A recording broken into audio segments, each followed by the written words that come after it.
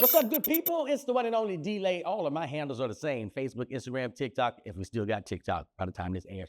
It's D-Lay, I-T-S-D-L-A-I. I'm here with Forum 216, and I'm about to answer some questions. What surprised you the most when you started in your field? What surprised me the most was like doing comedy.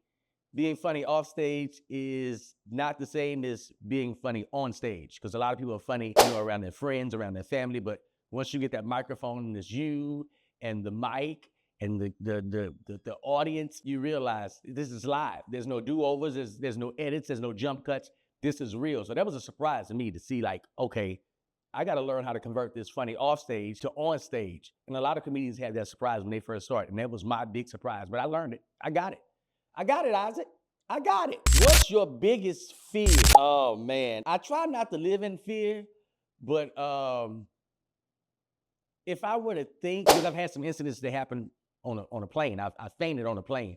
But to shit on myself and be unconscious and not know I shitted on myself until I come back to life, like that's a big fear for me. To wake up, because everybody around me, I don't know what the kind of faces they making, people looking at me crazy, and I wake up. When you wake up, you don't know you shitted because you just woke up. You've been out. You don't know how long you've been out. So to wake up and realize, oh my goodness, these little kids looking at me holding their nose, to shit on a plane or any other place like in public and be out unconscious. That's a fear of mine. And I try not to live in fear, but for me, that would be a fear. So that's why I always make sure I take a good shit before I leave the house, so I don't have nothing in me. What do people misunderstand most about you? I think people think that I'm always on. I think they think I'm always on, the same guy that you see on stage. But like I'm really quiet into myself. Like once I get in front of the camera, once I get in front of people, then I'm D-Lay. But when I'm by myself, I'm quiet. I like to be at home by myself. And that's changed a lot, because I used to be a wild man. I lived in Las Vegas. I mean, I did everything in Vegas. I mean, so now to just be, I'm not saying that I'm shying away from people, but I just like my solitude. And people will be shocked to find out I like my solitude. When I'm on a plane, don't talk to me. That's my plane ride. That's my time to just be to myself. Just because we're sitting next to each other don't give you the right to talk. Don't just just go kick up a conversation with me. Don't do that.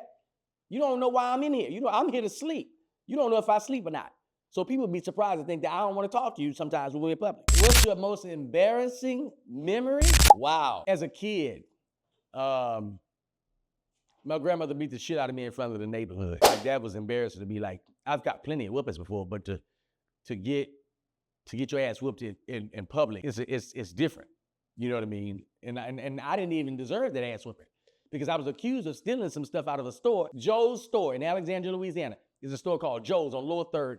And all my friends went into this store, and first of all, I rode my bike outside my jurisdiction. I don't know if y'all have that, like nowadays, like you can only ride your bike so far before it warrants an ass whooping.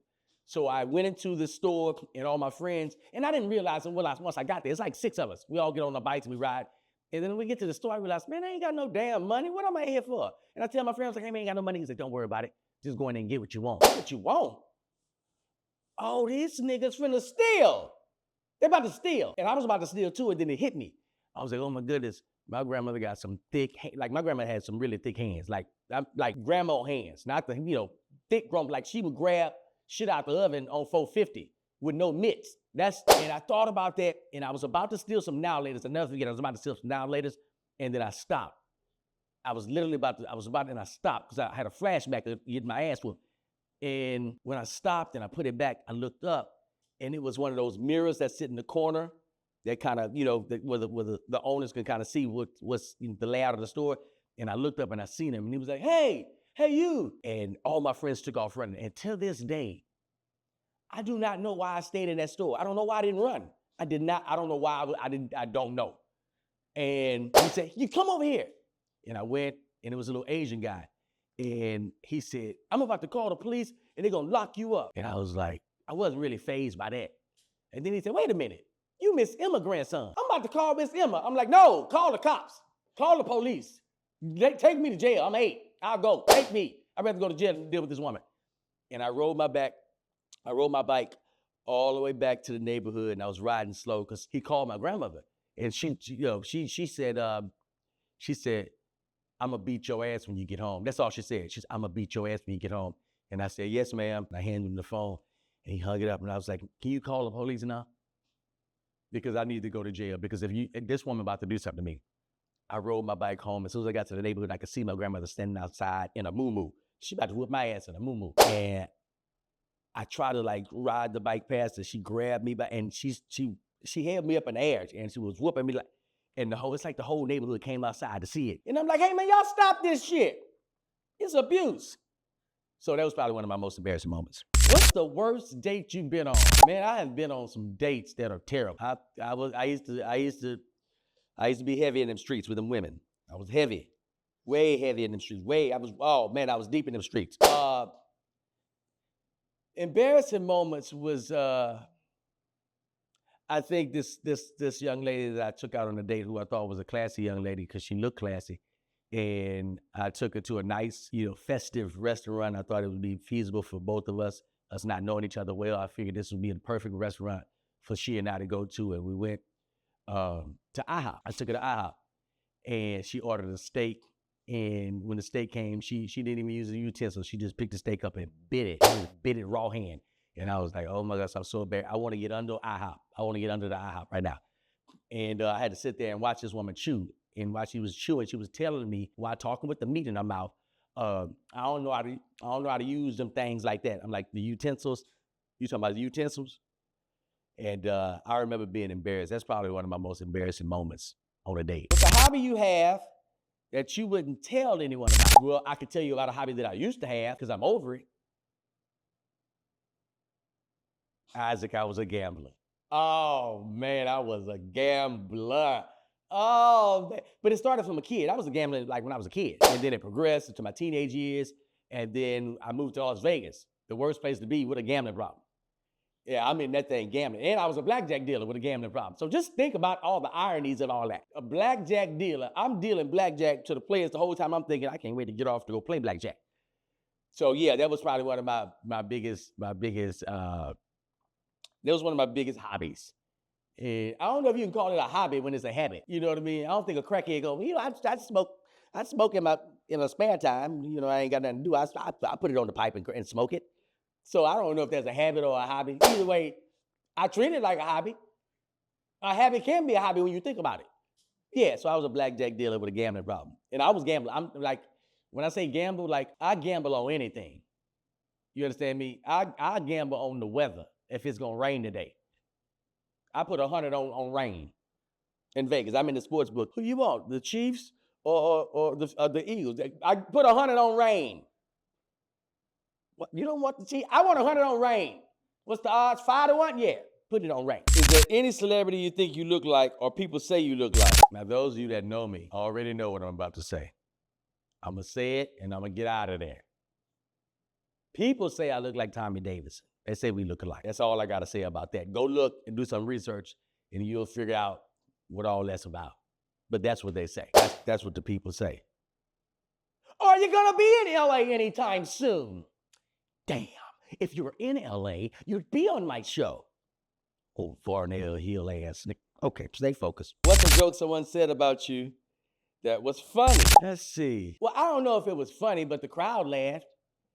I was doing a show in Greenville, Mississippi, and before I could say anything, before I can get anything out good, it was a brother in the crowd. He was starting a lot of mayhem, and he stood up. So I didn't even say anything. All I said was, "How y'all doing?" And this was like early in my career where I would wear like, dress pants and, a nice button up and it'd be tucked in with the belt. And I walked out in front of the crowd. It was a crowd. We were at a casino. And I walked out to the crowd and all I said was, "Hey, how y'all doing?" He said, "Sit your bitch ass down with them tight ass pants." I was like, it made me think. I was like, they're kind of tight. These pants kind of tight. They a little tight. And they giggled, and I just kind of laughed it off like, man, sit down. No, take them bitch ass pants down. No, my pants are bitch ass. He told me to sit my bitch ass down, now you take them bitch ass pants off. Now I don't know what, but they were laughing. They laughed at it. And after I could appreciate it, I was like, yeah, that was kind of funny. You shouldn't have said it to me. I wish you'd have said it to the other comedians. Don't say it to me. What makes you smile? Man, now that's a heartwarming question. Isaac, you doing your damn research. I like what you're doing. I like exactly what you, man, Stephen A. Smith, eat your damn heart out. Isaac is coming, he on your ass. What makes you smile? That's what he do to reach the family. That's a family-oriented question right there. He's trying to get the good Christians that stay at home on Sunday and don't go to church but backslide every now and then. That's what he's doing with that question. Okay, what makes you smile? Watching my sons smile, watching my sons have fun, watching my sons achieve, that makes me smile. You know, as a father, to sit back and be like, man, oh, both of y'all was in my balls, and now look at y'all out here living life because of me. I was your creator. Look at you. And then they smiled and they looked like me. I'm like, man, come on, man. Me and your mama did good. Look at us. We was responsible. We're two attractive people, and because some people just be married, just getting mating with ugly people. You can't mate with nobody ugly. Let ugly people mate amongst themselves and produce whatever you're gonna produce. How did you handle the pressures of growing up? Man, I had pressures. You understand me? I was in a stressful environment. You understand what I lived in a very stressful environment. When you live in a stressful environment like that, all type of stuff. I pissed in the bed for 12 summers straight. Just pissing. It ain't like I was, just scared to get up. My nerves was bad. I gotta pay some of these. The light bill is on me. I'm 8. The light bill is on. I'm pissing. 12 summers straight. You do the math. That's pressure. But growing up in a household where, where food is, it's scarce from time to time. Like when you grew up in a household where food is scarce, you ain't got a whole lot of, man, listen, I almost got killed over eating a whole sleeve of cookies. Now, I don't know if you're familiar with like a sleeve, like the whole sleeve in there. And it wasn't even the good cookies. It wasn't like Oreos. These are like the little butter cookies. And we used to like slip them on our fingers like rings. And we was eating them. And I ate a whole sleeve of it. My grandma, you would have thought that I ate somebody's leftover steak from STK or something like that. Cookies. Let me tell you how much some cookies cost when I was old enough to realize. Those cookies was $2. I almost died over some $2 cookies for eating a sleeve. That's pressure. That is pressure. What's something you never told anyone? I pissed on myself for 12 summers. I did it. I was a pisser. I had good reason to be pissing on myself. I got some very dysfunctional family members that I'm dealing with. I almost died over eating a sleeve of cookies. That's you understand? You hold on to that. I was in therapy over that. Almost died over cookies. That's crazy to say. Only in a black household you'll kill somebody for eating cookies. What would you change about yourself if you could? Oh, my patience. Oh, man. The older you get, the less patience you have. I don't have a whole lot of patience at all. I fired my lawn man. Let me tell you something. Never forget this. I'm in Las Vegas, Nevada. My lawn man come up. He cut every Thursday. He cut the grass, right? And I'm a Virgo. I like to be prompt. I like to be on time. Isaac, was I on time today? That's how I roll. I got military discipline. I like to be on time. Eduardo was his name. And Eduardo was late like one Thursday. And if you late, then I think you owe me an explanation. You don't just come back and start working. You got to tell me why you was late. That's how we do this. And I walked up on Eduardo and I said, hey, Eduardo, ¿qué pasó? Oh, I late. That's what I'm saying. What's up, bro? I come to cut the yard, and when he said the third time, I was like, oh, this nigga been drinking. Oh, this nigga drunk. Who cut grass drunk? Eduardo. Big pet peeve of mine. But if I would have had patience, Isaac, I would have taken that opportunity to allow him and give him some grace and be like, you know what, Eduardo, you drunk. You lose track of time when you get drunk. Man, that's a safety hazard. You just gonna be cutting grass because he would weed eat, but he cut the shit out of my grass though.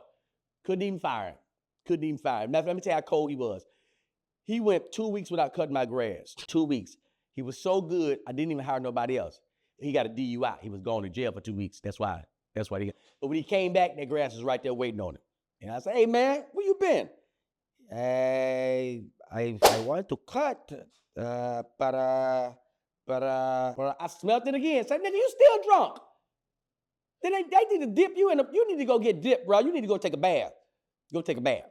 So patience. If I could change anything about myself, it would be patience. What's the hardest thing you've ever done? Man, I've done some hard stuff in my life. Officer candidate school in Louisiana. I don't know, these other places is different. When I went through Officer Candidate School, OCS, it was hard. It was hard because again, here I am with no patience. Our TAC officers, TAC is T-A-C, teach, assess, and counsel. The TAC officers would just do stuff to get under your skin. Like, for instance, they made us go get in our Class A uniforms. That's the dress uniforms, right? Because I'm thinking we're about to do some inspection or something, some sort of inspection. And they was like, everybody outside. We go outside and it just finished raining. And I was like, well, this is going to be odd. I don't know if they have, you usually have the ceremony on the inside if it's raining. The low crawl. Wait a damn minute. Hold up. I'm in Class A's. And it took everything in my power not to get up and slap the shit out of that TAC officer. That was hard for me. Because again, I'm lacking patience. Have you ever struggled with addiction, mental health, or personal demons? Hell yeah. I was a gambler. But I told y'all it was a hobby. Well, it started off like it was a hobby, then it became a game. Now, people always ask me, D-Lay, how did you stop gambling? Did you go to 12-step program? I was like, no, I didn't. I didn't go to the 12-step thing. I didn't do none of that. And I just went cold turkey. I went cold turkey. Because, man, that's one thing about a gambler. They always feel something. Hey, man, it's raining today. You know, when it rains, man, I get a feeling, man. I usually win when it rains. No, you don't. You want to gamble. You want to gamble. Same thing with crack.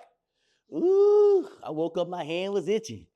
Ooh, I think I'm gonna go ahead and smoke some. You was gonna smoke crack whether your hand itch or not. So yeah, I was a blackjack dealer with a gambling problem. So that was my addiction. That's the only addiction I've ever had. Wait a minute.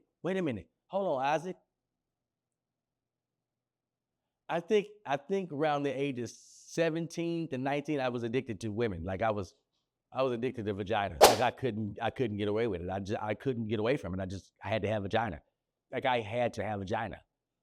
When I went to school my freshman year to my junior year, I was a vagina addict. I don't know if you can go to some kind of counseling or some kind of 12-step program to help you get over vagina, but I was a vagina addict. Oh, because we're going to keep this clean because you're going to be giving this to the church folk.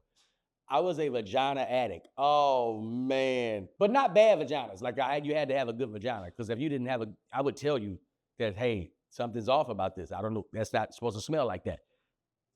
That's what I would do. So that was my addiction. What are your biggest regrets, if any? I don't live in regret. I don't live in regret because I think everything that happened it's a part of your journey. It's a part of your story. It's a part of you becoming who you are. So I don't have any regrets and I try to live like that. Have I made mistakes? Yeah, but again, those mistakes were a part of, I do regret something. If I wouldn't have took that bike and rode out my jurisdiction and tried to steal them now later, no, I had to. I had to go through it. So no regrets. Okay, people, you were here with D-Lay. It's D-Lay. All of my handles, like I told you in the beginning, I answered all of my questions. I rocked out with 216 Forum. Okay? And Isaac, I'm looking forward to seeing you on the big screen, brother. Shannon Sharp, eat your goddamn heart out. You hear me? He on y'all. You and Ocho. Isaac coming up out of Ohio. Yeah. He on y'all trails. Gilly and Wallow, eat y'all goddamn heart out. He on y'all trails. When I tell you the boy's about to have his own money, the boy's about to have his own. He got his own studio. The boy got his own studio. He left this studio, gonna go to another. The boy got 3-4 jobs. I think he's Jamaican. That's what I heard. I heard the boy Jamaican. But just know he coming after y'all in this journalist/podcast world. Yeah, and I'm gonna make sure that he go there. Because I want to be able to say, hey man, you remember when we did your show? Do you remember when we did your show? And you remember what I told you? You remember all the people I told to eat their heart out? I told you. And when I look him in his eye and tell him, hey, listen, I'm proud of you. When I tell you I'm proud of you, I want $100 after that. You got to give me some money. I propped you up. I told these people to come see you. D-Lake, I'm out.